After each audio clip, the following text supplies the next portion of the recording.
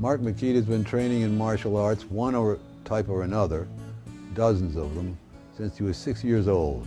He's put together a system that's incredible, and he is probably the best martial artist I've ever seen, certainly the best I've ever studied with.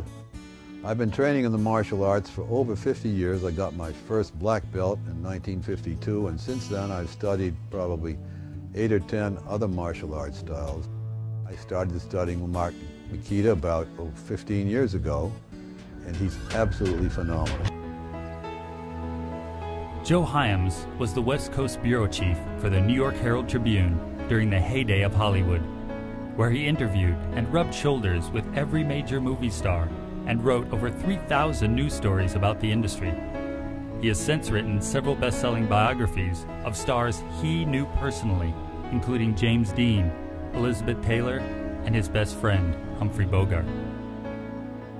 Back in the 60s, I was studying Jeet Kune Do with Bruce Lee, and I was so taken with him that I called a friend of mine who was the son-in-law of Jack L. Warner, said I wanted to bring over to him for a meeting Bruce Lee, who I thought was the most explosive personality I'd ever seen. Or took one look at him and passed. If they'd listened to me at that time, they would have had the biggest star in films. Mark Mikita is the most outstanding person I have ever taught.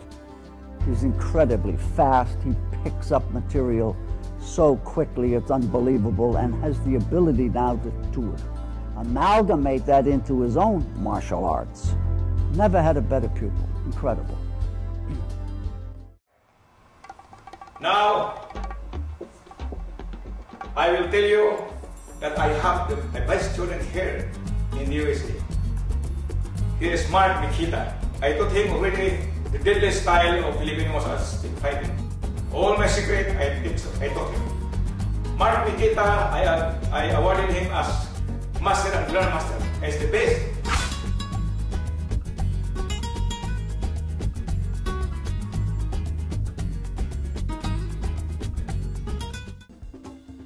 Dan Inosanto was Bruce Lee's best friend and training partner, and he is today a world-recognized authority on the Filipino martial arts. I've known Mark Mikita for 20 years, and he really is an extraordinary martial artist. He has the ability, an uncanny ability, I should say, to control the stick, to control your movement, and to quickly disarm you. And he's what I call a multi-dimensional martial artist because he understands this.